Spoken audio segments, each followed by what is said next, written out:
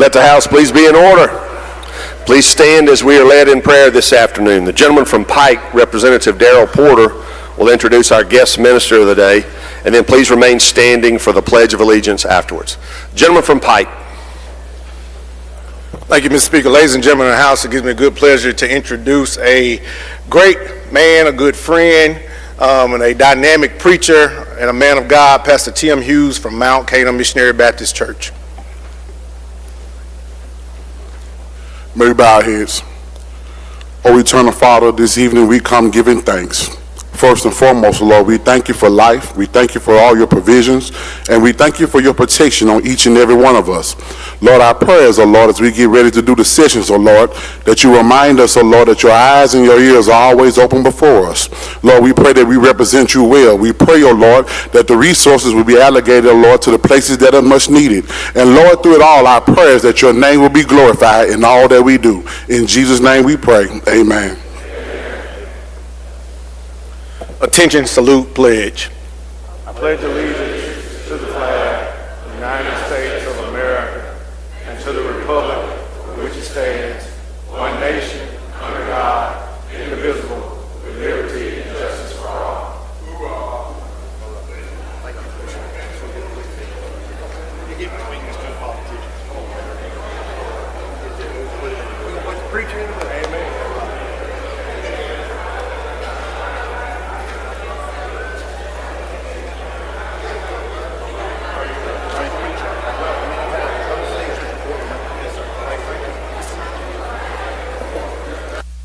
Open the machine, Madam Clerk.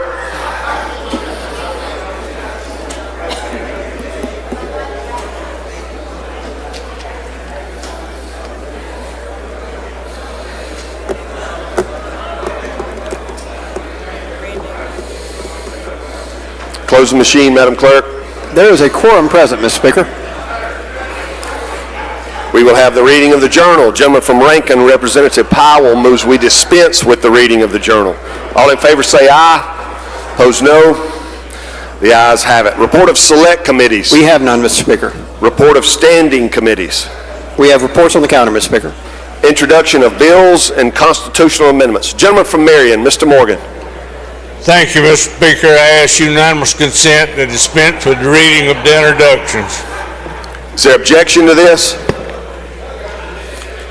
Hearing none, Mr. Clerk, we will follow that procedure. Resolutions, petitions, memorials, and other papers. We have none, Mr. Speaker. Introduction of guests and visitors. Lady from Forest, Ms. McGee.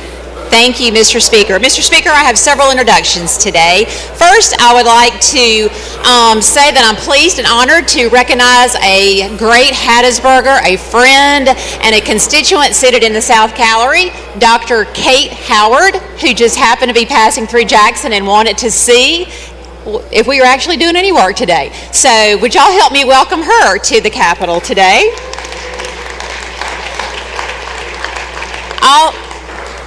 Welcome, lady. Also, Mr. Speaker, I'm honored to introduce today's Doctor of the Day. Dr. John Godet is our Doctor of the Day. We see him regularly every session helping us out downstairs in the clinic. And he is a pediatrician by training. He is a professor at William Carey University School of Medicine. And as always, he has 3 brilliant medical students with us today. And we are proud to have all of them here and thank them for their service to us as Doctor of the Day and our medical students of the day. Would y'all please help me welcome them? And Mr. Speaker, one more. In the North Gallery, we have a group of folks representing musical therapy, trying to get licensure for musical therapy from William Carey University as well, and students from Southern Miss. And so would y'all help me welcome them today as well? Welcome. It's just a Hattiesburg kind of day here, so. Lady from Lowndes, Ms. McLean. Thank you, Mr. Speaker. I'm very honored to introduce a former member of this House, Judge Mike Mills, who served for 12 years from the 80s into the 90s. He is a federal judge in the Northern District, and my daughter Madison is his law clerk. And he has with him Levi Mills, and he's in 6th grade. And so let's be on our good behavior so we can set a good example for this young man. Welcome, right. Judge. Thank you. Good to have you.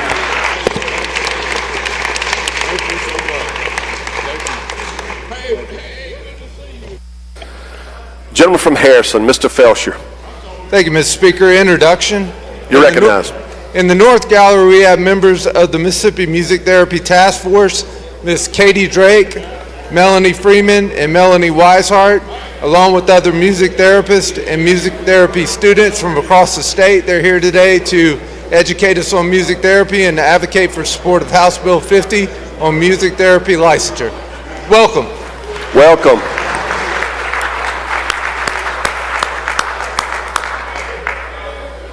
Gentleman from DeSoto, Mr. Hall. Introduction, Mr. Speaker. You're recognized. In the South Gallery, I'm pleased to welcome Mr. Chad Wicker. He's an alderman in Hernando, and he's escorted over here by Senator Mike McClendon. Over here. Please make him welcome.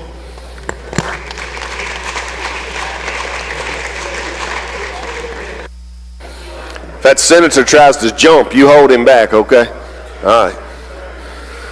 Gentleman from Marion, Mr. Morgan. Thank you, Mr. Speaker. If it would, in the North Gallery, I've got some constituents from Lamar County. If you will, stand up and make yourself welcome. Glad to see you. Welcome.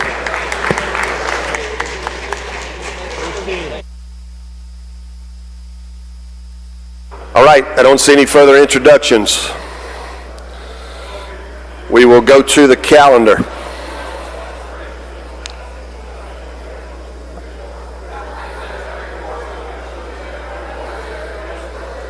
Chairman of Ways and Means.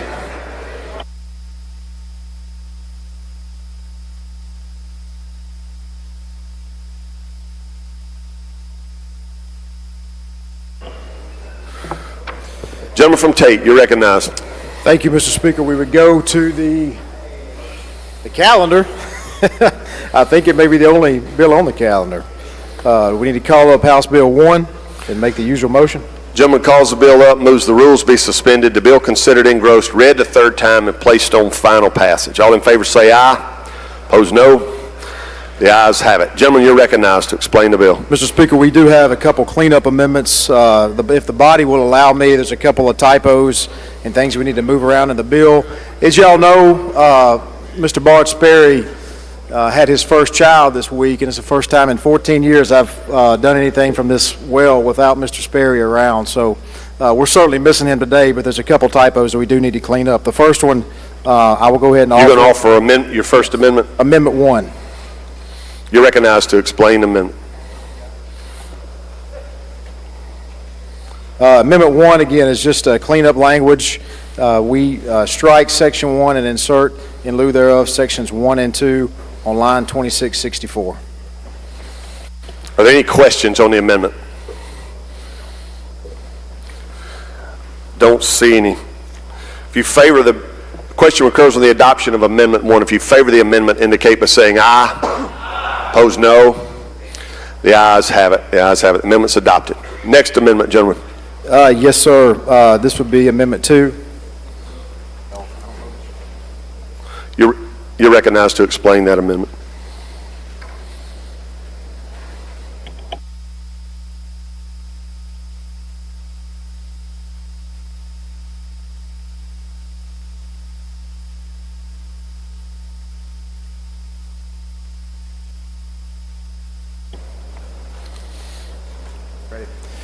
Amendment 2, just in Section 4 of the bill, the code section numbers 27-67-5 were not in that particular section of the bill. It needs to be there. That's Section 27-67-5 added to Section 4. There are no changes other than that. Are there questions on Amendment 2? Lady from Jones, Ms. Scott. Does this have anything to do with the oil, with the... Hello, lady. Hey, honey, Happy New Year. How you doing? Does this have anything to do... Explain what it does. Seems like old times, doesn't it, lady? Absolutely does. It does nothing. It has nothing to do with oil tax at all. It just adds that code section that was not included in that section. Okay, but that is in that. There are no substantive changes whatsoever. Thank you. Don't see any further questions on the amendment. Question recurs to the adoption of Amendment 2. If you favor the amendment, indicate by saying aye. Opposed, no. The ayes have it. The amendment's adopted. All right, Mr. Speaker, asked to be recognized to explain the bill. You're recognized to explain the bill. Thank you, ladies and gentlemen. It's an honor to stand before you today to present House Bill 1, the Build Up Mississippi Act.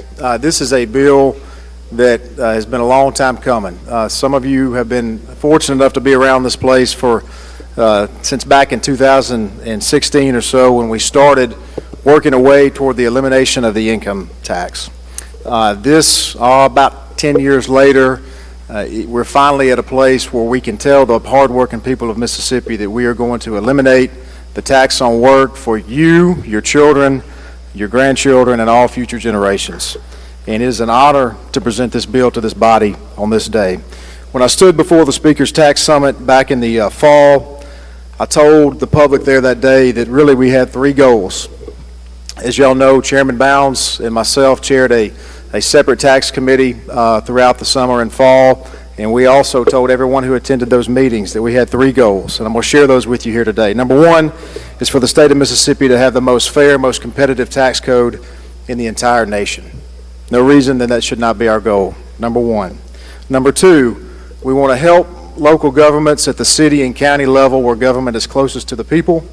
And number three, we want to fix our broken highway transportation system so that we can provide the highways, really the super highways of the future business and commerce for the state of Mississippi for years and generations to come. I submit to you today that House Bill 1 does just that. It accomplishes all three of those goals. It sets a date into the future where the tax on work will be eliminated. It cuts the grocery tax in approximately half. It helps our cities and our counties with a 1.5% local sales tax. It sets our general sales tax rate at a total figure of 8.5%, which is 1 to 2% below every state that surrounds us. It helps the cities by providing them with a 15% increase in what their current funding is, so they can provide infrastructure needs, law enforcement, fire, first responder needs there at the local level where government is closest to the people. It satisfies the county's number one priority, which is fully funding the Office of State Aid Road Construction, and it provides approximately $400 million to fix the Department of Transportation and bring it into the 21st century. Mr. Speaker, that is an explanation of the bill. I'll be happy to take any questions.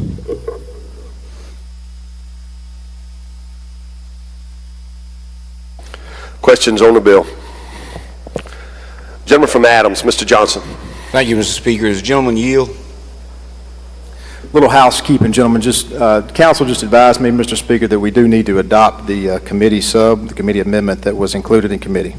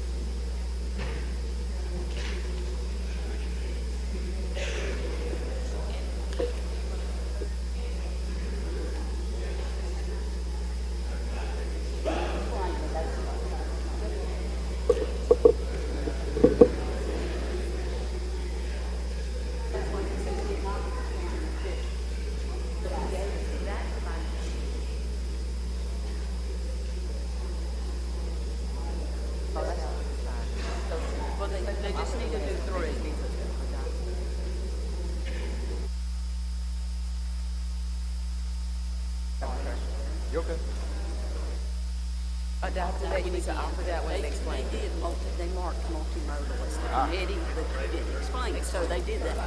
So we need to do this one again? Yes, just because they didn't put it in there. This would be amendment number 3.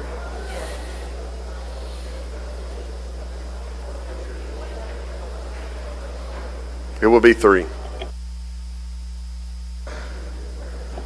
You have further amendment, gentlemen? I'm told we do, gentlemen. Mr. Speaker, I'm sorry. This is amendment number 3. Do y'all have it?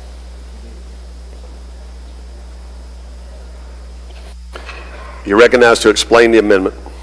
So the body does not wonder what the confusion is. There was an amendment adopted in the committee, and I think that was actually done as the first one we did. So I explained earlier what is now amendment number 3, which is adding the line that I mentioned earlier, sections 1 and 2 is all that does. That's the cleanup bill that I mentioned earlier, the cleanup amendment. That's all. Questions on amendment 3?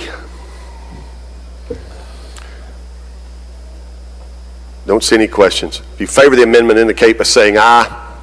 Opposed, no. The ayes have it. The ayes have it. The amendment's adopted. Is there further explanation on the bill, gentlemen? I've concluded my explanation. I think there was a question, Mr. Speaker. Yes, sir. Gentleman from Adams, you're recognized for further interrogation. I wouldn't quite call it that, but I got to appreciate your patience. Gentleman Yield. Yes, sir. I asked this question in committee. I'll preface it by saying you authored a bill a few years ago. There was a tax cut bill that was revenue neutral. You remember that? In fact, I joined in with you on that bill.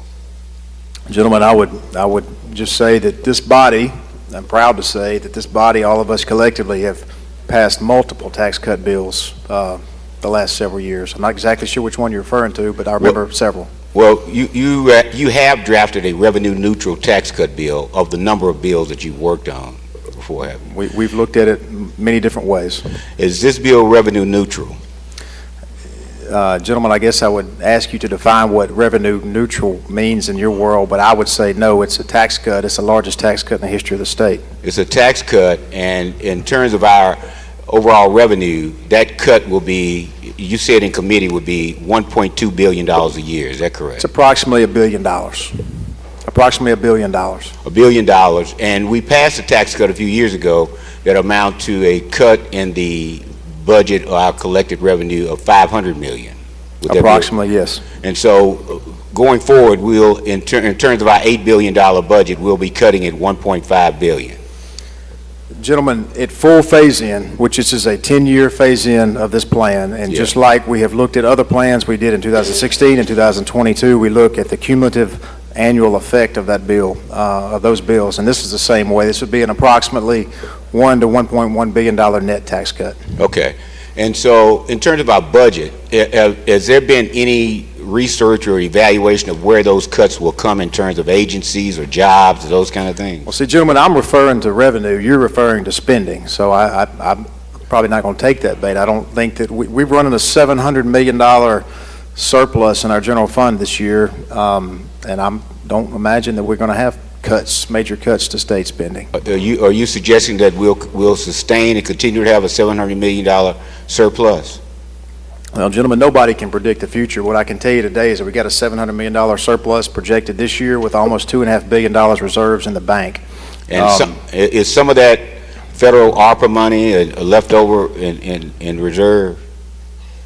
See, that's a little bit of a misnomer. People like to say that, but I don't believe that's the case. I think the money that we have in reserves is actually our state tax dollars that have been collected. Okay. Now, on the grocery tax, the initial cut will be down to 4.5%. The state portion would be at 4.5% in year one. Yes, sir. Okay. But the cities and counties will be adding a 1.5 cent on top of what we cut. So it'll be more than that. The final grocery tax cut in year one would be 6%. The final action there at full phase-in would be a total grocery tax of 4%. Okay. Which will be about half of what the general sales tax is.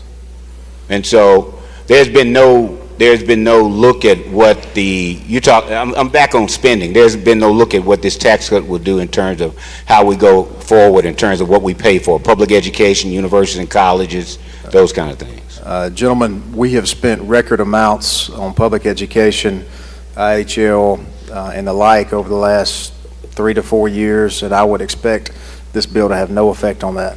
So in states that have implemented the same kind of tax cuts, West Virginia, Arizona, Kentucky, in all those states, that did it before us, I won't even go back as far as what Kansas did, because they've come back and reinstituted their income tax, given that it's almost bankrupt the state. So I'm wondering, when I look at West Virginia, it's been a major cut in their public education system, their health care system, and they've had to raise college tuition. You don't anticipate we'd have to do any of that? I do not. Okay. I mean, but I can't tell you we'll never cut a budget again. I mean, you know, there's plenty of people in this state that wish government was cut, but you know, the fact that we've got a $700 million surplus in our current general fund, gentlemen, with all these reserves in the bank, puts us in the best financial shape that Mississippi has ever been in to eliminate the tax on work and make these other reforms that we're talking about. But surpluses are one-time money. That's not not recurring. You can't count on a recurring surplus. I would disagree with that. Okay. We have a multi-year track record now of large surpluses in our general fund. The current fiscal year that we're in right now is projected to be around $700 million. Well, I've been here long enough to know that nothing lasts forever. So, yeah. Gentlemen, you've also been here long enough to know that generally the revenue, especially over the last 20 years and the last 100 years, generally does not go backwards. You know, what I am concerned about is that we have a lot of needs in this state, mental health, public education, universities and colleges. Some of our smaller ones need new dormitories and need things of that nature. And we've been paying for those with appropriated money. We hadn't really done a real big bond bill in a while. So I'm wondering, as we go forward and we don't have, we have this $1 billion or 1.2, if we have 1.2, 1 plus 1.5, that's $1.7 billion, we'll have less to spend. I'm wondering how we're going to pay for that, given that in the last tax cut, our bond rating went down, and for every financial advisor that has written about this, say it will continue to go down. So we do bond bills now to pay for infrastructure like college, university, dorms, those kind of things. So, gentlemen, I'm glad you brought that up, because actually over the last 3 years we have paid down close to $1 billion or so in debt. In record amounts. And we haven't had a bond bill in 3 to 4 years. We've been spending cash. Right. And we have actually been able to spend more in cash on those needs that you're talking about than we really ever did in a bond bill. So going forward, though, will we be able to spend cash going forward? That's the plan. We got $2.4 million sitting in the bank. And let me add this. By taking care of our highway system, we had $700 million. Sir? You said we have $2.4 billion in the bank? Yes, sir. Okay, go ahead. We got a surplus in our general fund of about $700 million projected this year.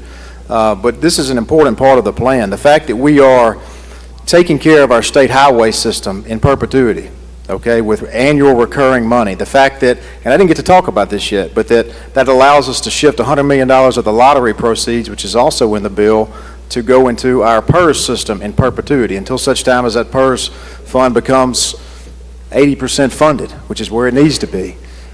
That takes some of those pressures that we have had for the last several years off of our general fund, which allows us to be more comfortable to provide this money back to the taxpayers who are funding it. So we won't have to appropriate any more money to transportation. They'll get it all on the extra gas tax. I'll never say never, gentlemen, but okay. You know, you look at another $300 to $400 million plus a year to the Department of Transportation. You, as the former transportation chairman, know that's going to help us go a long way. Well, that $300 or $400 million is necessary for maintenance, and we hadn't been paying for maintenance, but now that we're going to do that on top of whatever else we got. That's why I was wondering. So they need the $400 million for maintenance. Are we going to now let them rely on that just for what we've been appropriating money for now? Well, gentlemen, are we going to appropriate additional money to transportation? We could. Okay. We could. We've got room in our budget to do that, but I believe the real pressure that we've had in the last several years, where we've been propping up a special fund agency out of our general fund, meaning DOT, that pressure will be relieved with the passage of this bill. You said that the supervisors, I understand with the cities, for instance, in Natchez, our tax rate now is right at 9 cents, given the tourism tax. Now it'll be 10.5. And in the county, you're saying that the money that the county collects would go to the state aid road fund. Two things. Yes, outside of the city limits, but I would argue with you that your general sales tax in Natchez is not 9%. You're only talking about the tourism tax. It only applies to prepared food and hotels. Okay, well, at least some of the tax will be 10.5%. Perhaps. Okay, but I'm back on the spending part of it. There's no discussion about whether or not we'll have enough money to pay for the things that we're paying for today. Gentlemen, I guess I'll keep saying it. We're projected to have a $700 million surplus this year. Now, here, let me add this too. It's a 10-year plan. The income tax is phased out over 10 years, okay, at 0.3 tenths per year, each year after year one. That 0.3 tenths per year is right around the same amount, sometimes less, than what we now have a multi-year track record of showing that we can absorb into our budget and into our general fund collections. I know, but that's because we've been collecting some income tax. But at some point, we're not going to have that. Where's the growth going to come from? Well, growth, according to the Department of Revenue, has been around 3% historically. That's excluding income tax? That's total. I know, but we won't have the income tax. You can't. How can you calculate income tax and the growth if you're not collecting it? I'm talking about historical growth of all taxes, gentlemen, and I don't expect that to change. All the economists say our gross domestic product is one of the lowest in the country. We've been growing at a rate that's lower than any other state in the country other than Arkansas. And I would submit to you, actually agree with you on that, and the very best thing we could do for this state and the GDP is to enhance and grow our private sector economy, which I think elimination of the income tax will do more for that than anything else we could do. Well, you say that, but every economist says just the opposite. That's not what happens. That's all right. I'll rely on them, but I appreciate it. Thank you. Thank you.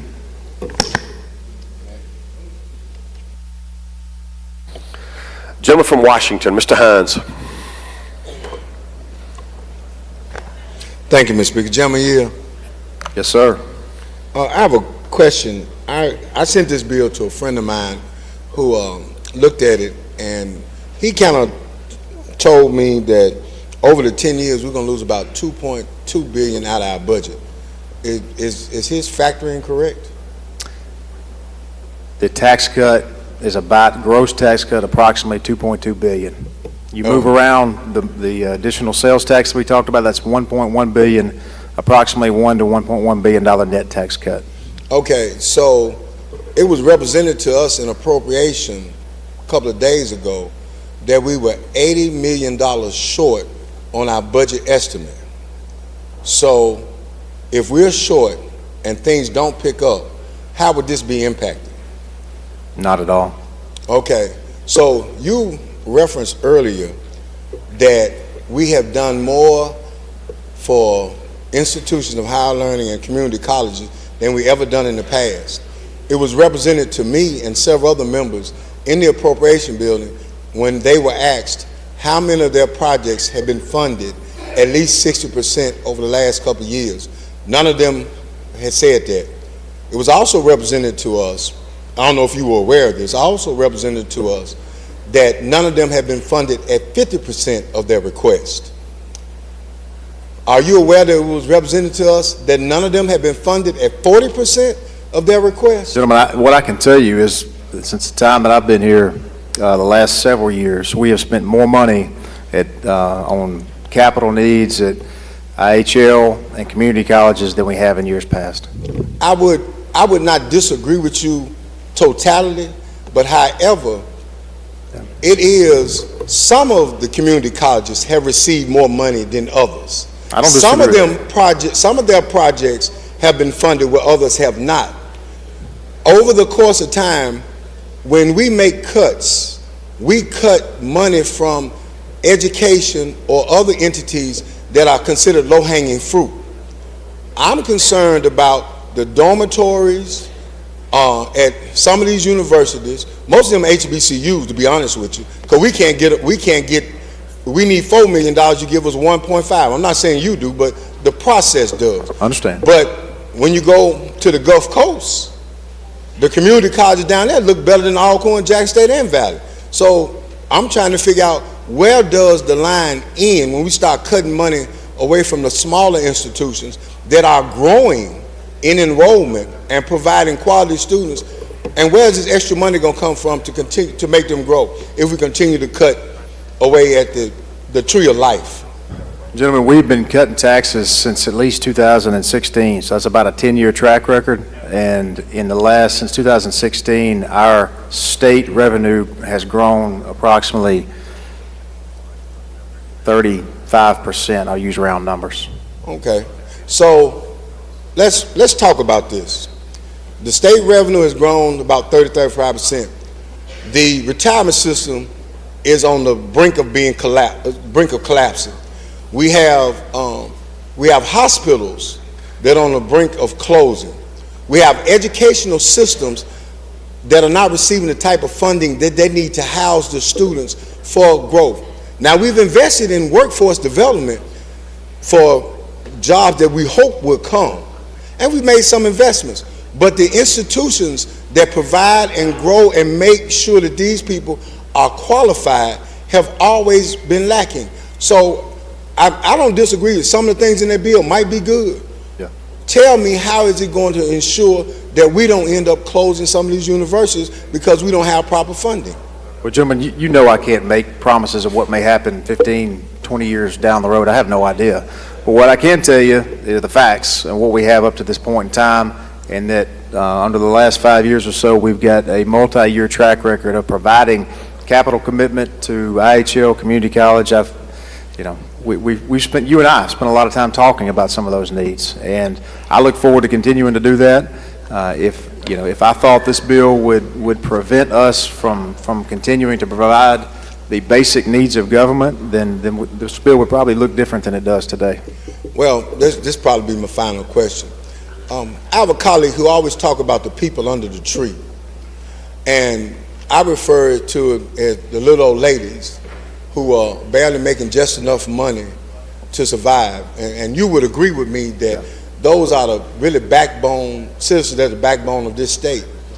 When you look at local taxes being raised on ad valorem tax because monies are not coming from the state, how is this going to impact a single mom who's raising 3 kids, who just bought her first house, and her house note is fixed at $750, but because the county has to raise her taxes, her house note jumps up to $920, and that's not built into her budget. So what do we say to those people who have been the backbone of our community? What do we say to them? I would say that if she's raising 3 kids, gentlemen, she's buying a lot of groceries, and that groceries getting cut by this bill. So you need to sign on to it and help me pass it. No, really? Please.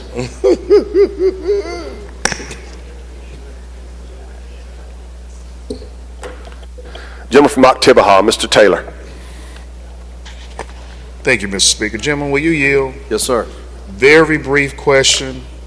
I think it's important because I don't understand, and I just need some help with this. So education is not cut under this tax plan? No, sir. Okay. So you made reference to the lottery.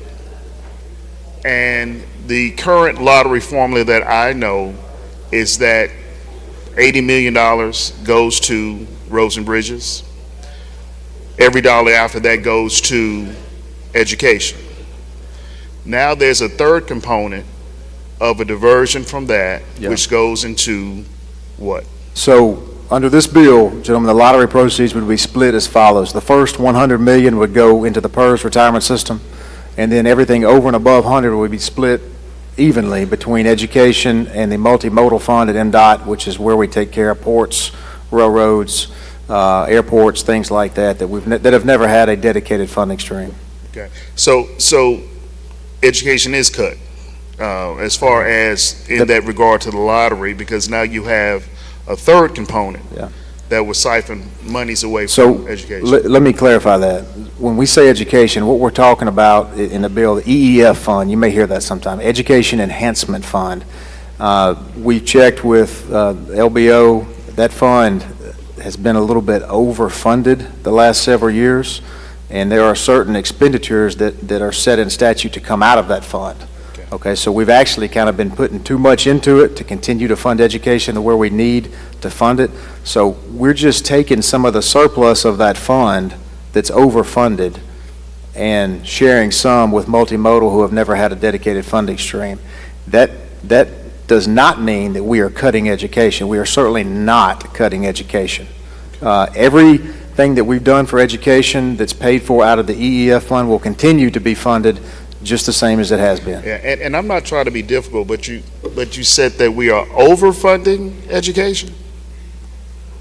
No, sir. We're going to have some fun time with some words right here. The fund, the EEF fund, the Education Enhancement Fund, that money can be spent on a lot of different things. And it has certain expenditures that are set to come out of it every year, okay, by statute, by law. We are not changing that at all. The money goes into the fund and it goes to fund education. It was overfunded, meaning the money going into this particular fund provided some surplus that was not going toward those expenses that are coming out of that fund. And so we just took a little bit out of that and continue to fund it in an amount that will continue to allow it to pay the bills that it needs to pay. Okay, all right. I'm still a little confused, but also too, this is my second question. I read somewhere that this is a bipartisanship bill. Is that correct? I would love for it to be. I guess we're going to find out in a few minutes. There was a commission form? Gentlemen, yeah, I would say, yeah. We had multiple tax hearings this fall.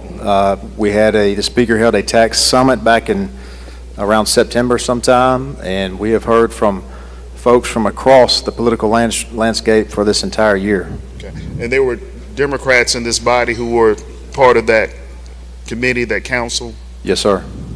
Is there any substantive input that was received in that bill in a bipartisanship effort? It certainly was. We met with the members of that committee on multiple occasions, took input from them, and I'd like to, I'm glad you asked that, because it's a great time to thank the members of the committee for coming to the meetings. I think we had 3 or 4 of them throughout the fall and end of the summer, and input from everybody that was there. Everybody was given an opportunity to listen to the presenters, to ask any questions, to provide me with questions that we would in turn try to get answers to and get information out to the other members. And so, yes, that process was followed. I'd love to know at some point what that input actually looked like. When we polled members here in the House about their input, they said they had almost none. So I just wanted to make sure. Gentlemen, you come see me and I'll send you copies of letters and emails that went out to members of that committee and asked for input. That happened. Okay. Thank you. Thank you. Gentleman from Holmes, Mr. Clark. Thank you, Mr. Speaker. With Chairman Yale. Yes, sir. Mr. Chairman, I've gotten last couple of days quite a few questions on this piece of legislation. That makes 2 of us. And I need some answers so I can give some answers. This first year, how much we gonna see out of the budget? Because I know it's a phase in. It's gonna phase in. This first year, how much we're gonna be the tax looking at? Yes, sir. So are you talking about on the revenue side or the cut side, or where are we talking about? Total amount that's gonna be cut. So in the first year, okay, the 1.5% at the cities is somewhere around $600 million. That's on the revenue side. Again, 350 to 400 on the MDOT piece, and then we would cut somewhere in the neighborhood of 600 to 700 million in year one when you talk about the grocery cut and the income tax cut. And that's FY. That's year one. Year one. But what, gentlemen, we have to look at these plans as a whole. Okay. I mean, the only way we're able to eliminate the income tax is to take care go ahead and take care of some of these needs, the $300 or $400 million a year that are coming out of our general fund the last several years. So we've got to get that funding in place. And again, it didn't go into effect until July 26, so we kick it off a year, which is a little unusual. So July. And gentlemen, I'm kind of like the gentleman from Washington. And I would agree that last few years, education, there's been an increase, transportation, But we have other needs in this state that we as the legislature hadn't addressed, or at least hadn't addressed in years. One is our state employees, which is about 126,000, if I'm not mistaken. And the last pay increase they had, I think it was a 3% across the board. And that was, you remember when that was, gentlemen? I know that the SEC squared formula has been followed in the last few years, and hopefully we're continuing to do that. And you're pretty sure we'll be able to do that after passing this legislation? I plan on it. I plan on it. And one of the big ones that I'm dealing with in my district now is related to education. And I don't think this is unique to just Holmes County, but when you look at the schools, the actual buildings across the state, it's been told to me that the average age is about 63 years. So we're talking about the late 50s when these buildings was constructed. Okay. And all of these buildings are, most of them in need of not repair, but new schools need to be built. And a lot of districts, Mr. Chairman, especially your rural districts, their bonding capacity will only cover about half the cost. So have any thought been given, or was any thought given about not only for schools, but the aging infrastructure of all of the state buildings across the state? Of course, gentlemen.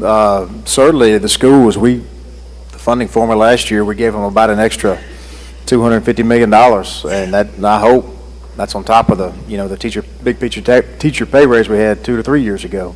And so, it's a concern. That's why we've committed that additional funding to the school system so they can take care of those buildings and the other needs they have. And we did give extra money in the formula.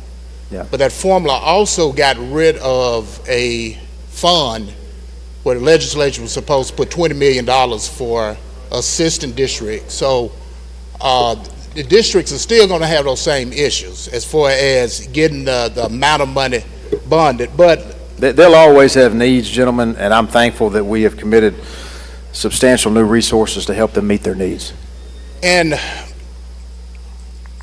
somebody told me I had heartburn too much, but let me tell you the big heartburn I got about this legislation. Gentlemen, would you agree that sales tax, I'm not a big fan of sales tax, would you agree sales tax are the most regressive form of tax that's out there? That's one area I think we would disagree on. Gentlemen, you're not a big fan of sales tax. I think sales tax is the most fair tax that we have. I think the income tax is one of the most unfair taxes that we have. I mean, you take a man or a woman's work money from them before they ever get to decide how they want to spend it on the income tax. A sales tax, if you use it, you pay for it. Really? Let me give you a hypothetical. You make $100,000 a year. You live off 50, I make 50. And I spend my entire 50.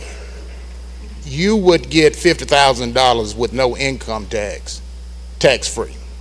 Would you agree?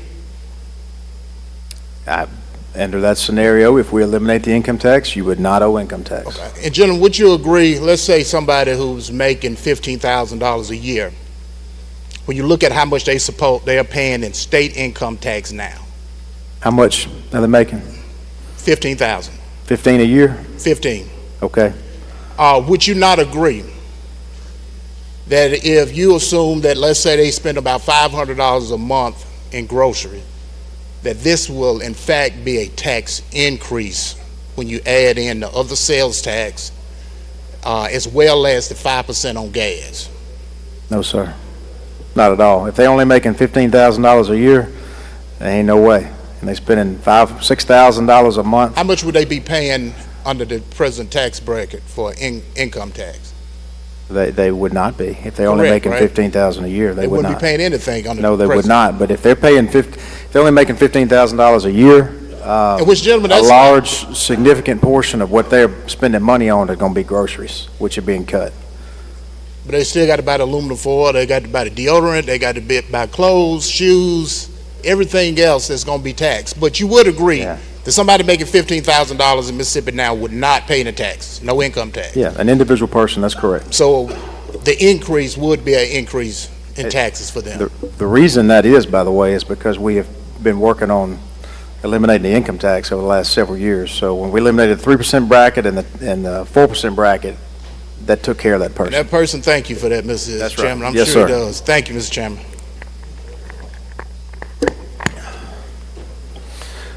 Lady from Jones, Ms. Scott. Will you hear, Mr. Chairman? Yes, ma'am. Mr. Chairman, can you tell the House how many individual taxes, categories of taxes will be increased in this proposal? Just sales tax. Well, now, gentlemen, I read this bill, and I believe it's going to raise tangible personal property tax. Will that be raised in this bill? That, I think you may be referring to property taxes? Is it raising, if I buy a boat, will that tax be raised in this bill? Sales tax. Yes, ma'am. Sales tax. Sales tax. So we're raising the sales tax on personal tangible properties. Any of those will be Only, raised? not all of it. Only things subject to the general sales tax rate. Okay. My cell phone bill. I didn't know you were a boater, lady. Gentlemen, you all are not the Republicans. I've been a Republican. I'm glad. I'm learning things here. In this bill, there's going to be taxes raised on utilities, cell phones, people's natural gas, their No, ma'am. electricities. No, ma'am. None of that. Well, gentlemen, we'll get to it, but Those are not subject to the general sales tax rate. Those there's an items. exception in here, in your bill. No, ma'am. Well, we're gonna get to it. Okay, let's Now, I look want to forward ask it. you, with all of these changes, with the opt-ins and the opt-outs and everything that the DOR is responsible for, are they getting more money over there at DOR to, if this were to become law, to take care of these administrative Now, changes? lady, you've been around here a lot longer than I have. You know this is not the appropriations process, and so this bill doesn't handle that. So you are advancing a bill as the Ways and Means Chairman, but you don't know what it's going to cost on the appropriations side for this to be put in place. It should, lady, it will save substantial money, because when we eliminate the income tax, DOR is not going to have to employ all those people to collect those income taxes. Well, so we're it should raising- save state taxpayer dollars. But we're raising taxes too, gentlemen. Now, if we could go to line 291, 294 and on, where it talks about the reduction of the tax on food. Yes, ma'am. Since you indicated to the House that we've got $2.4 billion in the bank, we got $700 million in surplus, we got $200 million in reserve, and in the legislative budget book, I believe out to 2029, it shows that we're going to show some growth. Can you tell the House why we're going to wait 10 years before we allow the people to see a real substantive change on the sales tax? Lady, if you would offer that amendment to eliminate the income tax faster, I will agree to pass it. I got right one now. coming, sir. I'm so glad you said that, because we have one coming. I Now- can't wait to see what else is in there. Okay. Well, we got it coming, since you say you want to see it. Now, on the taxes as it relates to the places that I was telling you about, this is in that area where we're making the change on the ad valorem tax, where it has the $42 million cap. It had the $42 million cap. You said that there aren't any changes, but I would like for you to go to line 1268 of the bill, and then it's going to go and talk about that there is an exception for the 42 million cap. It had the $42 million cap. It had the $42 million cap. You said that there aren't any changes, but I would like for you to go to line 1268 of the bill, and then it's going to go and talk about that there is an exception for the 42 million cap. It had the $42 million cap. It had the $42 million cap. And then it's going to go and talk about collected under the provisions of Section 2765-17(1)(n) and 2 and 2765-19(1)(a)(ii). Those are going to be tax increases. Can you get the analyst or somebody back there to tell you exactly? You know, I've been here, but you're the chairman. They can tell you, so we can tell the House exactly what these taxes are, because they're going to be increased. No, ma'am, they're not going to be increased at all. What you're reading are the current diversions that come out of the existing sales tax law that go to fund various things in state government. And so when we reduce the sales tax on groceries from its current 7% down incrementally to other percentages, in order to make those other diversions, like education, in order to keep them whole, we've got to increase the percentage amount. And so that's all that does. We're just keeping everybody whole. There's zero other tax increases in this bill. It is increasing the percentage of the tax, right? That is the diversion, lady, not the tax. Okay, well then, explain this to me then. You said that the Education Enhancement Fund has substantial dollars in it. According to this thing, it's being cut $105 million, according to this appropriations book. Oh. Can you tell me I'm not aware of that. Sir? I'm not aware of that. If you go to the appropriations book on page 26, gentlemen, because you know we hadn't had a chance to really look at it. You told the gentleman a while ago this is an expansive plan, but it was appropriated $658 million last year. It's only recommended $658 million last year. It's only recommended $552 million this year. So that's what it says. Okay. I'm gonna trust you on what it says, lady. Okay. So will you then explain to the House again, because I'm not quite understanding these escalations and where this money is coming from. You say all of this money that's going to be escalated in the ad valorem tax for the schools and for education enhancement is coming from sales taxes? They do get a percentage of sales tax, yes. Okay. Well, now we're going to reduce the grocery tax. See, lady, and you've indicated that we're not. There's not going to be any substantial increases. That's what you said. Increases in what? In taxes. I ask you, for instance, I asked you about tangible personal property. And you were slick about it. You told the House that it's only the ones that are not covered under the general sales tax. But most of those are not covered under the general sales tax. Anyway, so. The only increases to the general sales tax, lady, and what I believe you're talking about in the bill is just dealing with the diversions of the existing sales tax and how we collect it. See, that money you're talking about that goes to education, that's additional funding to education that this body has been given to education that some in this body have not given us credit for in times past when we talked about the old formula of MAEP. Where does the money come? Where is this money coming from? Diversion from the existing sales tax collections. Okay, but we are reducing sales tax collections, right? On groceries. But when we look in this book, it just has sales taxes collected as a whole, right? Sales taxes are collected, lady, at multiple different rates but what I'm across saying, multiple different industries. When I look in this book for a total amount of sales taxes that have been collected, it's one amount, right? I don't know what the book says, lady. This book isn't part of my bill, so I haven't looked at this thing in a while, but I'll be happy to spend some time with it, just not today. Okay. So we got $200 million in reserve. We got $700 million in surplus.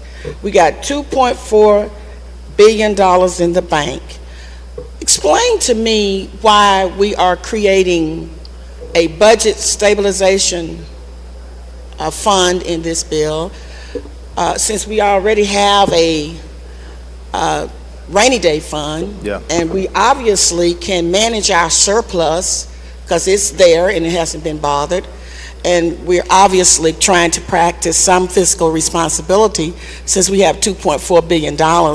Why are we creating yet another fund to receive monies? Just, lady, to help alleviate the very concerns that some of the members, what I'm hearing you say, yourself and the gentleman that we talked to previously may have about any future potential budget shortfalls. And so that would be about $250 million. Are you recommending that we take money out of the surplus and put in this fund? No, ma'am, let me tell you how that works. And so because of the way the state budget works versus how the state's fiscal year versus how the federal government and how we collect and impose income taxes at the federal level and the state level, the fiscal year, as you know, starts on July 1. So when we make the changes with the sales tax, that has to be done on July 1. And so when we pull the diversion back from the cities, we have 6 months before the income tax cuts can kick in January. And so that 6 months will put about an additional $250+ million into a budget stabilization fund that over the 10-year course of this plan can only be used if we were to get in a bind and need to access it. Okay, but gentlemen, the only thing I'm saying to you is, why we have a rainy day fund, why won't we escalate the amount that we put in the rainy day fund? Why don't we go from 98 to 97%, and then we'll increase the rainy day fund, and we can go in there and get the money to address any shortfalls if we have them. I don't understand, and I wish you would explain to the House the logic. Does not make sense to me, gentlemen, to create another fund when we already have one fund for rainy day, and that's what you're talking about, that if we should have a budget shortfall, we would need to have somewhere to get some monies from. Why would we create yet another fund? Have you ever worn belt and suspenders? Pardon me? You ever worn a belt and suspenders? It's a belt and suspenders approach, lady. I mean, one fund is full. No, I have not. Some of us have. Well, I don't know what that means. That may mean something in Senatobia, but on East 19th Street, I just don't know anybody that's worn a belt and suspenders. But, you know, I don't understand it. And I want to ask the gentleman this. If you go to line, which I know you don't have your bill before you, but in section 8. Yeah, I've got it right here. Okay, we'll go to section 8, line 2293.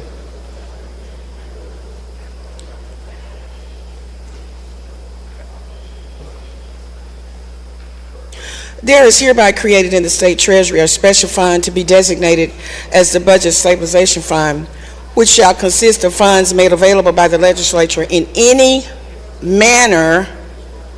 Y'all need to hear this, House. By the legislature in any manner, and funds from any other source designated for deposit into such fund.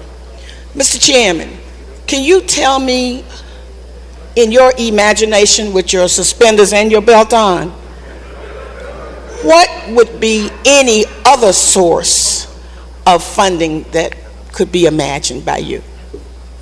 Any appropriation by this body. Well, we already know made available by the legislature. But then it says, and funds from any other source. To me, I would like, you all wrote this bill, somebody had to imagine some other source giving monies to the state government. Well, lady, the fund itself is funded out of those first 6 months of diversion collections back to the state that I've already told you about, and it just says that if this body so chose, in future years, we could add additional funds to that, money to that fund. That's all it says. So you would agree that to have that language in there is unnecessary? No, ma'am. Well, what makes it necessary? No, well, it just gives us flexibility going forward. That's all I think is smart. But you can't tell me where these other sources of funds are coming from. We already know that the legislature appropriates everything that comes to us. This says something other than that. And that's why I was asking you, I mean, is this Elon Musk money? I mean, what other imagination of money could it be, Mr. Chairman? If it's not monies that's collected by the state in its normal operations, where would this money come from? Well, I think you hit the nail on the head. I think that's where it would come from. Well, where would that be? It would be in future years if we wanted to add money to the fund. From other sources? Yes. And what would you imagine those other sources to be? State tax dollars, federal dollars. But that's dollars. already regulated and appropriated by the legislature. Generally, yes, ma'am. I want you to tell me something that is not, because that's what this language is saying. Something that is not. It clearly says it, gentlemen, on line 22. Lady, it's been, I know it's been since last May since we've done this, but I'm just not going to take the bait. I think I've answered your question multiple times. We can move gentlemen. on. On the opt-out, for the cities and the counties, you have indicated that you don't think that the Department of Revenue will have a problem with the fiscal planning and all of that. But can you tell the House what was the thinking of the committee to punish a city or a county if they decided that they didn't want to participate and say that they can't get their state aid money? Well, lady, that's only fair. If they don't participate in the program, then I don't think the other counties are going to want to pay for their roads. But right now, the cities and the counties, do the cities and the counties have a local option tax now? They have it for certain tourism-related items only. Okay, but in general, do they have? Not on the general sales tax. Okay. Actually, let me take that back. 2 cities do. Okay. But all but 2 cities. That's kind of like my CCID vote, right? All but 2 cities. I guess you don't want me to say which 2. All but 2 cities. So for the rest of them, would you not agree that right now they are not opted out, but they are still participating in the state aid road and bridge program? Yeah, so it wouldn't punish them, lady. It would just say they couldn't receive the new funding. It doesn't take away any existing funding that they would get under the current program. Well, it does, gentlemen. They're not going to get any going forward. Well, it just with the new money. Okay. The last thing, gentlemen, I want to ask you about this bill, because I do have a couple of amendments. Okay. You discussed the lottery, and you told the gentleman that there was quite a bit of money that had been unspent. And so I then went back and read it real quickly, and I thought it was saying that there was a procedure for diverting the monies and how they were supposed to be spent. But can you tell us right now what above the $80 million is in the lottery fund right now? Because I couldn't find it in this book. My understanding is it's been bringing in somewhere 130 to 140-ish million per year. Okay, and so what your proposal does is that it lessens the amount of money that goes to education, right? No, ma'am, not education, just to that fund. To the Education Enhancement Fund. That's correct. So that lessens the people's ability to buy more books, more buildings, and more buses. No, ma'am, it does not cut at all what we spend out of that fund. Well, according to this book, we got a $105 million reduction, according to this. So make that make sense, gentlemen. Well, lady, we spend money out of the Education Enhancement Fund every year, so I would guess that book talks about, and you're referring to the money that we have spent in years past on education. I'm referring to what, of course, you serve on the Joint Legislative Budget Committee. I'm referring to what you voted on, and y'all said this would be the roadmap for the budget this year. That's what I'm referring to. Okay. And it has a $105 million reduction in funds in it. And that's why I'm trying to keep up with what it is y'all doing, gentlemen. Because I think that those are public meetings. You're welcome anytime. Well, we're discussing it now. Okay. The last thing, gentlemen, is this. Will the priority list with this new capacity group that you all have put together, the maintenance and capacity group. Will the people, will DOT and will the counties still have their priority lists, and will that still be honored? That should not be affected at all by this bill. Okay, and so then what is the purpose of this committee? Because I see in the bill they don't have a binding, they can't make binding recommendations. So what is the purpose of these people meeting to do?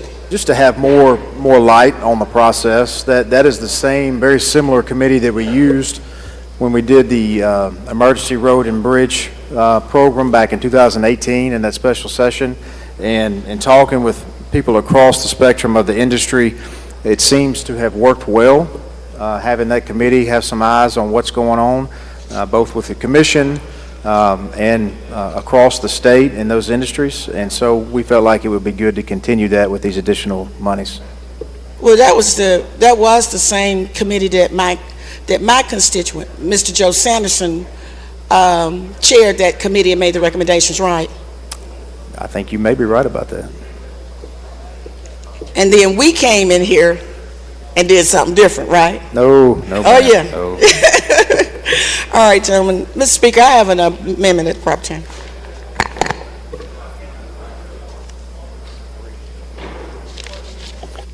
Gentleman from Prentice, Mr. Arnold. Thank you, Mr. Speaker. Gentleman Yield. Yes, sir. You've answered several of my questions prior to this, Okay. but it does give the municipalities the option to opt out on the 1.5%. But that 1.5% is actually a diversion to cover the reduction of the grocery tax down to 4.5%. Is that correct? It's to provide that money to the cities to keep them whole and actually give them a 15% on average increase from the diversion that they receive today. Yes, sir. Thank you, gentlemen. One other question. This is just the start of the process, is it not? As far as the bill? It's going to work its way through the other end, come back. And the bill has to go through the process, yes, sir. Yeah, so it could change quite a bit, and we'll be looking at it again, I'm sure. Well, we hope not. We are going to encourage our friends on the other end of the hall to give a serious look at it. Gentleman from Jefferson, Mr. Harness.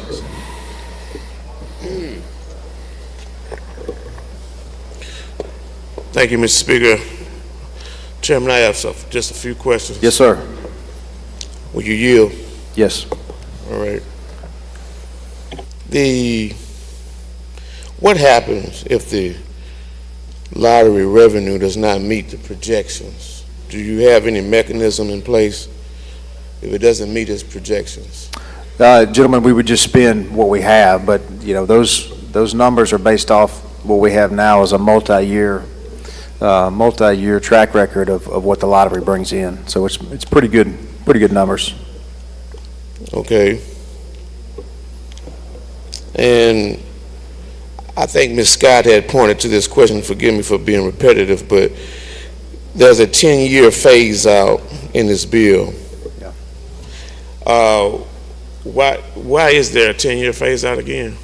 So, gentlemen, that we can responsibly eliminate the income tax and reduce the grocery tax to the 10-year target. We have a history going back to 2016 and that plan, gentlemen, that we had to do that, and we felt like that was the prudent thing to do. Okay. Is there a mechanism in place that will hold municipalities and counties accountable for spending the revenue from the sales tax?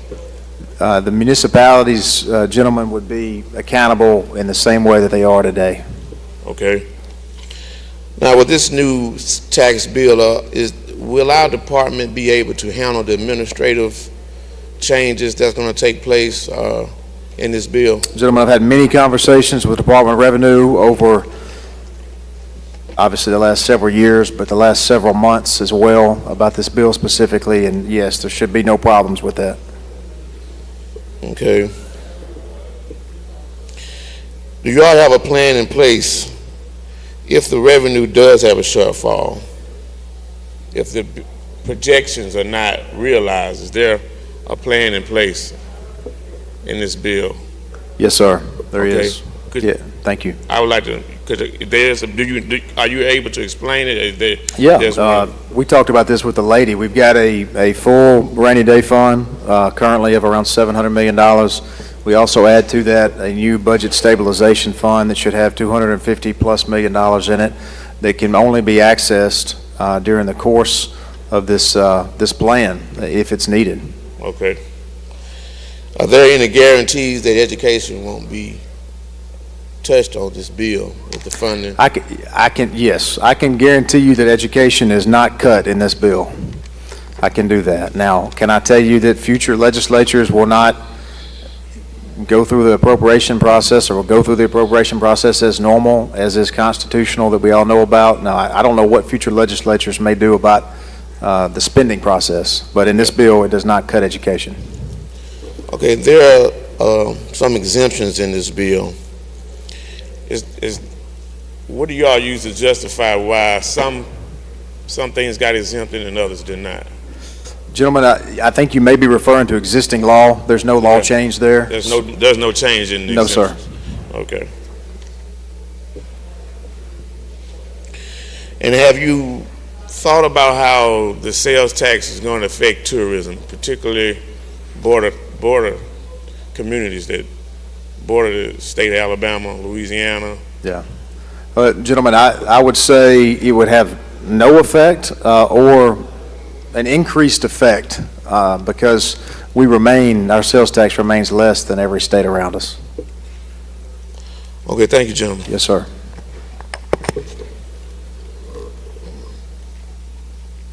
Gentleman from Marshall, Mr. Faulkner.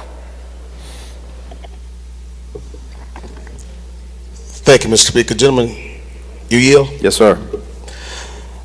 I just have a few questions. Most of the ones that I had, you've answered them already. Let me start out by asking this. Who would benefit, in your opinion, the most? High-income earners or low-income earners from this tax cut? Both. I would say both. And, it's proportional. Income tax is based off the proportion of what you make. So, it just depends on what you make. That's proportionate across the board, but they would both benefit. I would say the Mississippi worker, period, will benefit. Mr. Chairman, this proposed bill, is it similar to the one that is law in Florida? So Florida has no income tax. It's one of the 9 states that has no income tax. Any similar language in this bill as it relates to Florida? As far as the elimination of the income tax, I couldn't tell you exactly what the Florida code says, other than there is no income tax imposed. And at the end of this, there will be no income tax imposed in Mississippi.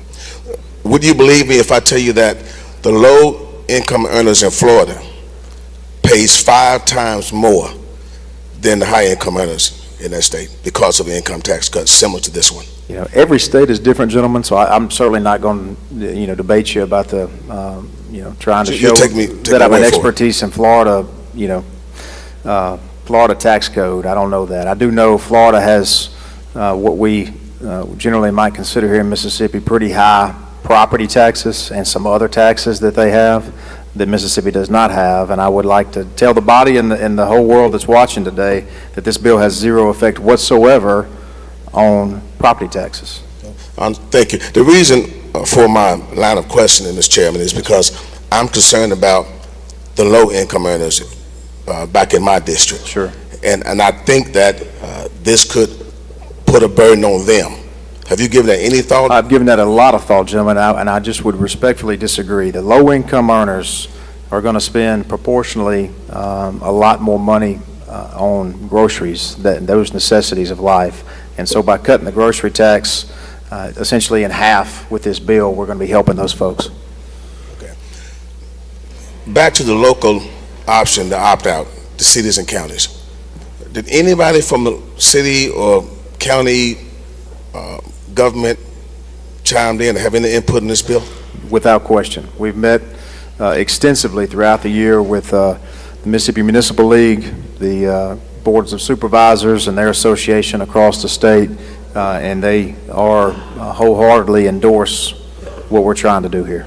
And they have no problem in the local communities telling their constituency that they're going to increase the taxes. Well, they have, I can tell you they've endorsed what we're doing here. So take that what you will. I can't say that for every mayor, every board of aldermen. If somebody disagrees with cutting income tax, they may disagree with this bill. But we have had multiple conversations with mayors and city leadership and county leadership across the state. So, Mr. Chairman, in your opinion, because of the surplus that we currently have in the state, you see no concerns, no need to worry about an economic downturn where we may have a budget shortfalls, as what happened in the state of Kansas? I do not. So what the state of Kansas did is incrementally with their budget cuts that all went into effect immediately on year one, they also increased their spending immediately as well, and we're certainly not doing that. Yeah, my final question. So with the grocery tax cut, would you say would be immediate relief for families, or because there's a 10-year phase in the long term? The state portion goes from 7 to 4.5 in year one. Thank you, Mr. Chairman. Yes, sir. Thank you. Gentleman from Tippa, Mr. Stevenson. For what purpose? Introduction out of order, Mr. Speaker. You're recognized. Thank you. In the South Gallery, I have a dear friend, Gary Dunham, and with him is Jade Hatcher. They're with North Mississippi Primary Health Care. Please make them welcome. Welcome.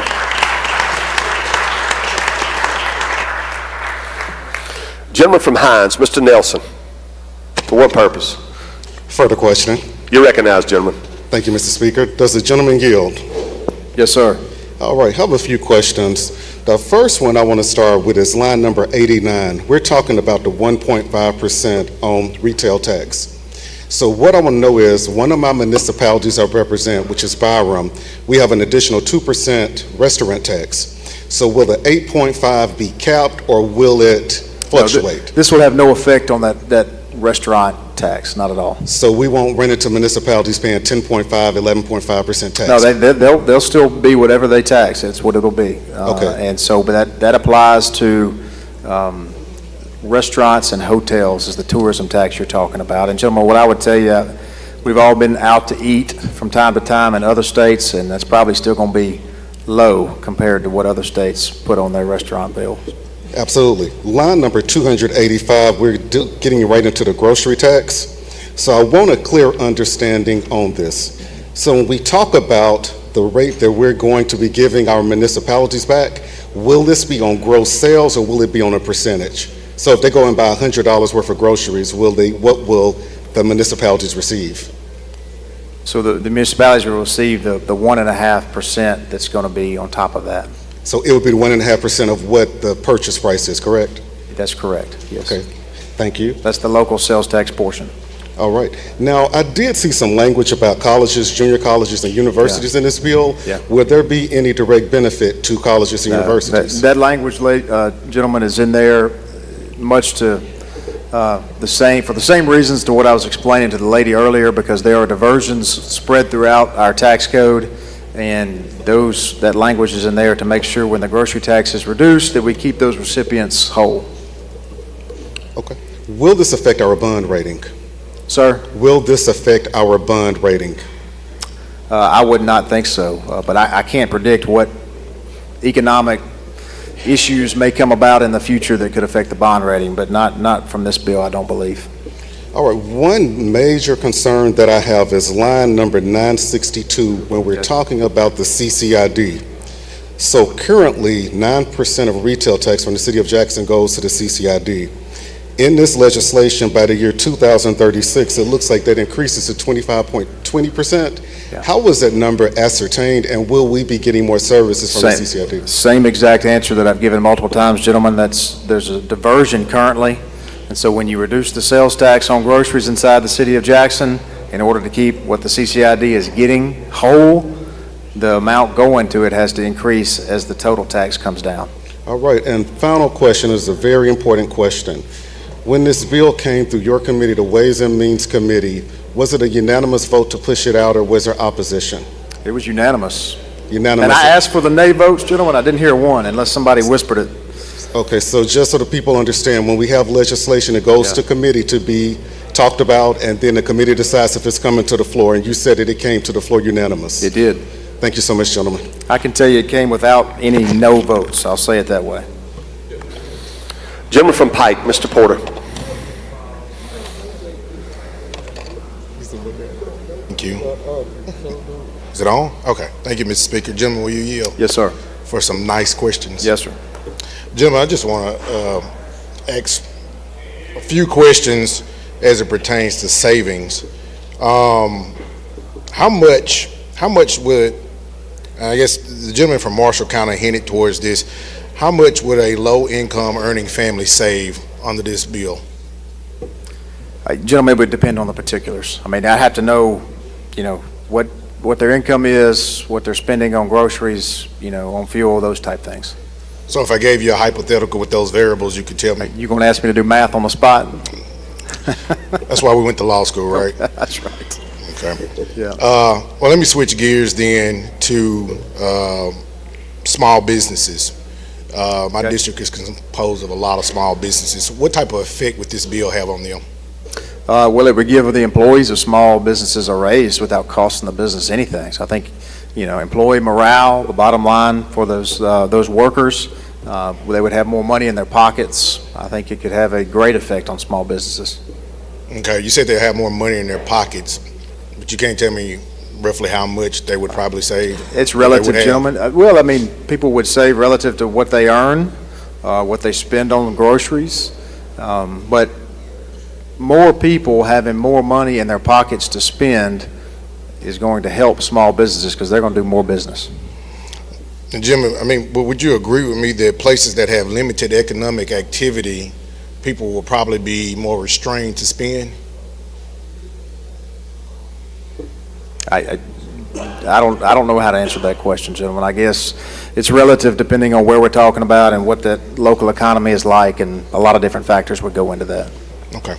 Thanks, gentlemen. Yes, sir. Gentleman from Hines, Mr. Brown. Thank you very much, Mr. Speaker. Need some clarification, gentlemen, on the grocery side of this bill. Yes, sir.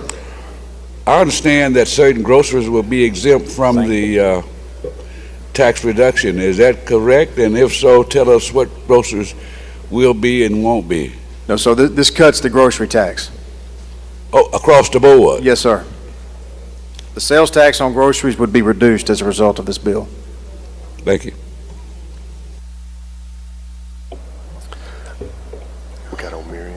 All right, I don't see any further questions. I believe the lady from Jones, Ms. Scott, has an amendment.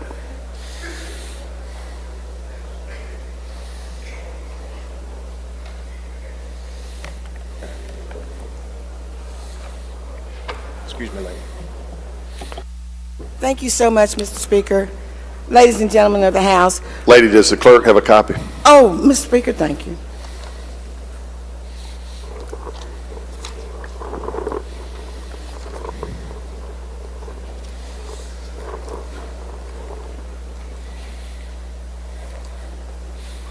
You want her to read it, or you going to explain it, lady? She can read it, Mr. Speaker. Ma'am? She can read it, Mr. Speaker. Mm-hmm.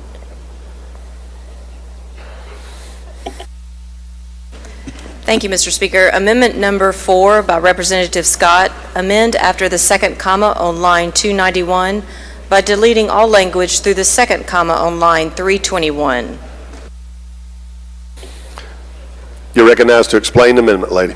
Thank you so much, Mr. Speaker. This amendment, if everybody would go to their bill, to lines...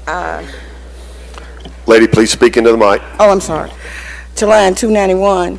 What it does is just what the chairman said he would like to see done, is that we're going to cut taxes on food immediately instead of waiting 10 years. And the reason why I think we ought to do it is because the speaker said when he discussed Build Up Mississippi that we wanted to make immediate impact on the lives of the citizens of the state. So I'm just going to ask you, since the chairman indicated that he would be in support of this, and I do believe that it would be good for us to go ahead and cut those grocery taxes for people immediately as opposed to phasing it out for 10 years, particularly since there's been a lot of talk about low-income people and poor people.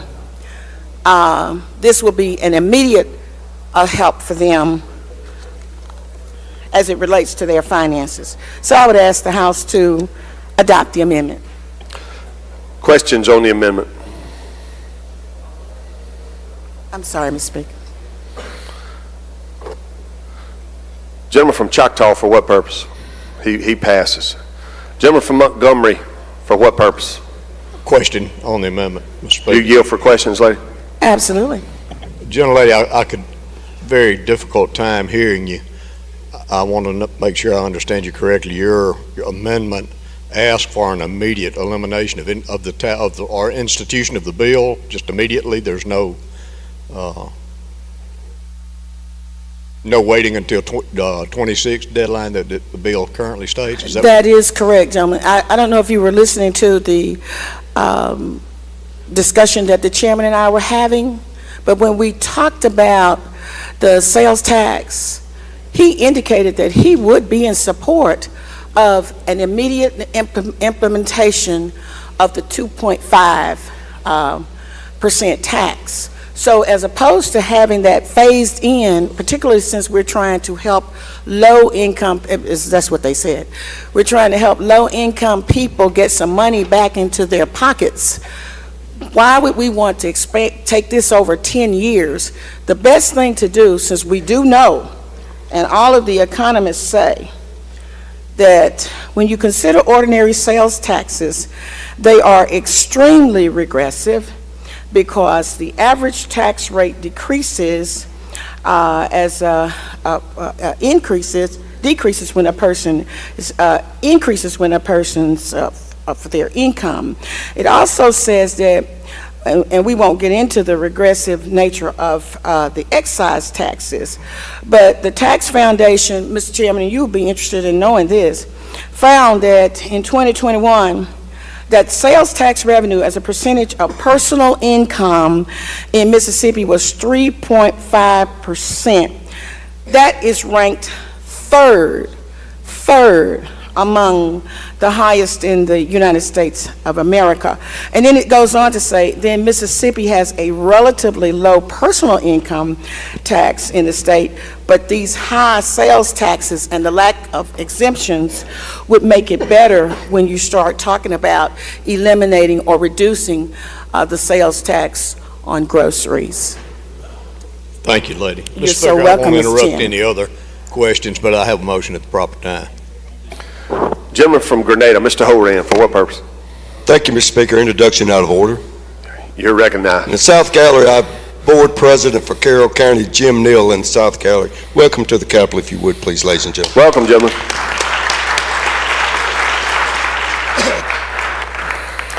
All right, I don't see any further questions on the amendment. Gentleman from Montgomery, you had a motion. State your motion. Thank you, Mr. Speaker. My motion would be to table the amendment. Gentleman's motion is to table the lady's amendment. Do you wish to respond, lady? Yes, I do, Mr. Speaker, because if we were in fact serious, if this were a serious matter, the first thing we would want to do is to try to put more monies back into the hands of the average American citizen. Now, 66% of the people in this state voted for Donald John Trump. And Donald John Trump said he was going to reduce costs on people. I'm looking forward to it. This coming Monday. He said, I'm going to drill, so that you won't have to pay so much at the gas tank. But you people brought a bill in here that says, oh, it'll be 10 years before people can realize a reduction, a substantial reduction in grocery taxes. And then you say on the excise tax of gasoline, when Donald John Trump said, I'm trying to reduce it, that's your boy, He trying to reduce it. Y'all in here trying to raise it. So I'm trying to help y'all to help yourselves. Your leader and our incoming president, our incoming president, has says he wants to lower the cost of living for Americans. 66% of Mississippi voted for his vision.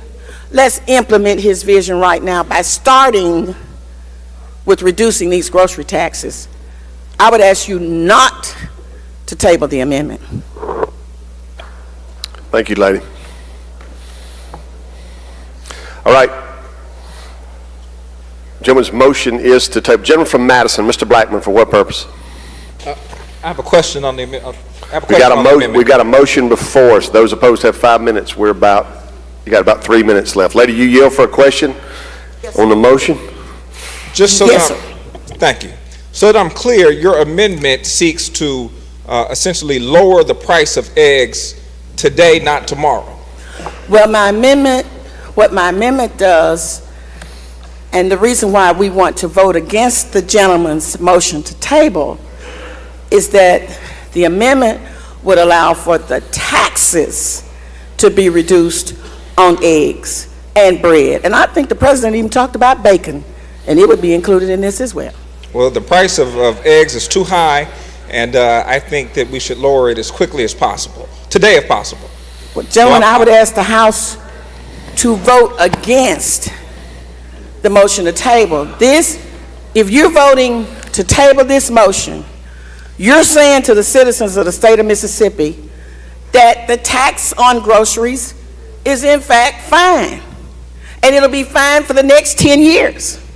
But if you're serious about giving people some tax relief, then you say, we're going to do it now, like the chairman said. He said, lady, I'd like to do that right now, and we can work its way through the process. I'd ask that you vote against the gentleman from Montgomery's amendment. Montgomery. All right. Question occurs. The gentleman's motion is to table the amendment. If you favor the gentleman's motion to table, indicate by saying aye. Aye. Opposed, no. No. The ayes have it. The ayes have it. Roll call is demanded. There is sufficient number on the motion to table. Open the machine, Madam Clerk. If you favor the motion to table, vote aye. If you're opposed, vote nay.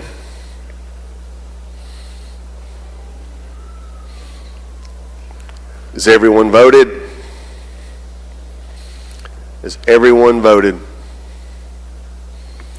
Close the machine, Madam Clerk. By a vote of 72 yeas, 36 nays, the motion to table prevails. Anything further, lady? I have one other amendment, Mr. Chairman. Mr. Speaker.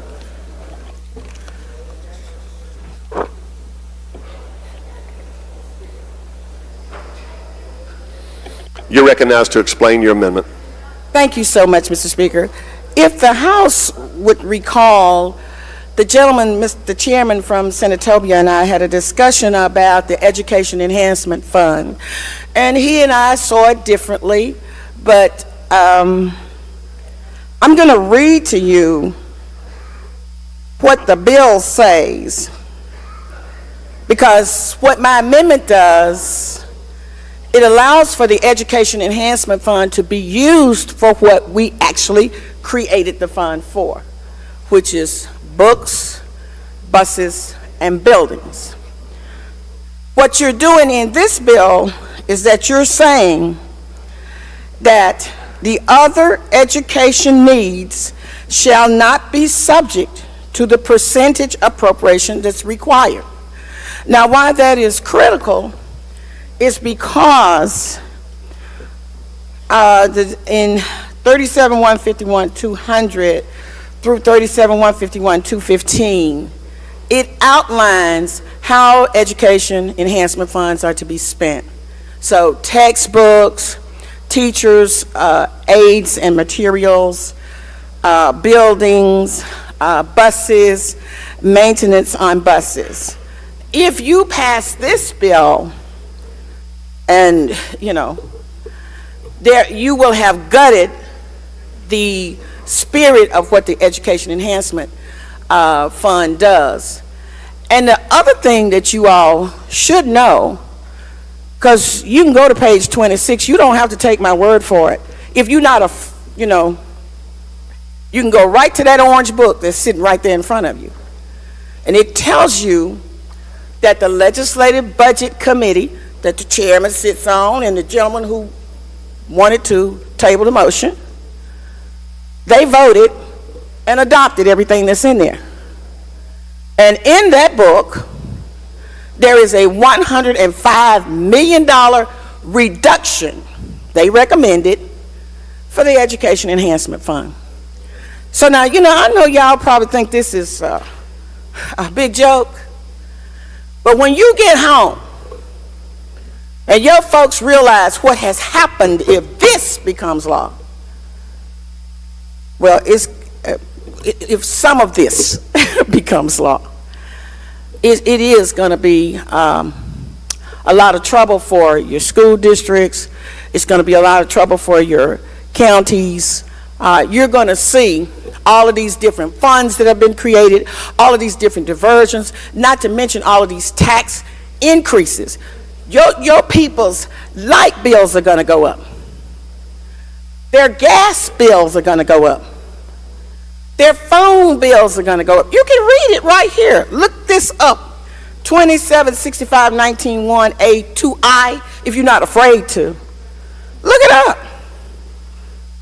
But the cameras, y'all roll, so that when you go out and tell Mississippians that we knew what we were voting on.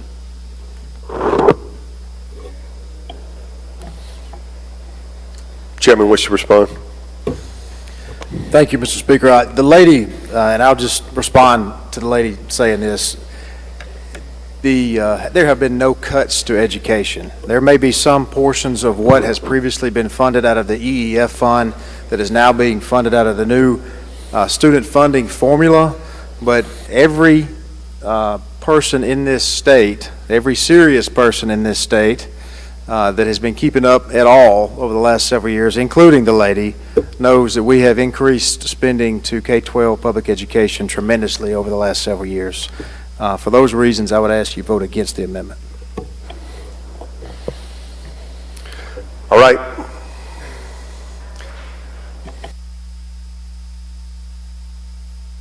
Question occurs on the adoption of Amendment 5. If you favor the lady's amendment, indicate by saying aye. Opposed, no. No. Noes have it. The noes have it. Roll call is demanded. There's insufficient number. Anything further on the bill, gentlemen?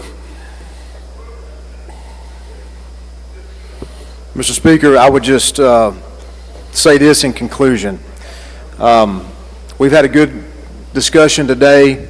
We've heard questions from our Republican colleagues, my Democrat colleagues across the aisle. We've talked about cutting and eliminating the tax on work. We've talked about cutting the grocery sales tax that this body has discussed for years and years, going back from when I was a schoolboy and can remember those kinds of conversations.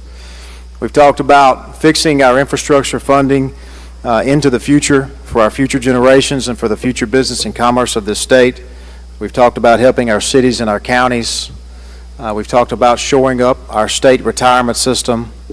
We've talked about building up the future of Mississippi. And for those reasons, and for what the policy that is represented in this bill, I am asking each one of you, Republican and Democrat, to join me in voting on House Bill 1, and let's send it to the Senate. Thank you. All right. Question now occurs on House Bill 1. Open machine, Madam Clerk. If you favor the bill, vote aye. If you're opposed, vote nay.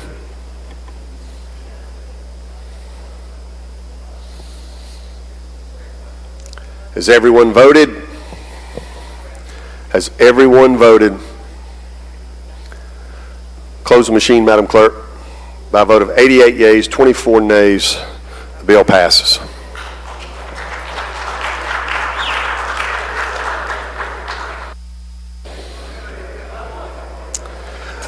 Announcements by the clerk's office.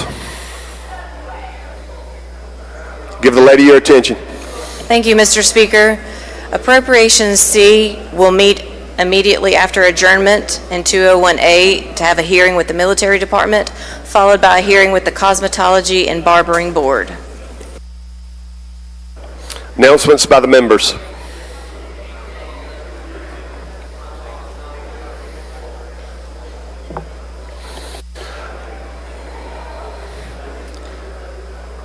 All right, I don't see any. I recognize the gentleman from Rankin for the motion. I move that the House stand adjourned until 9 a.m. tomorrow. Hold on, gentlemen.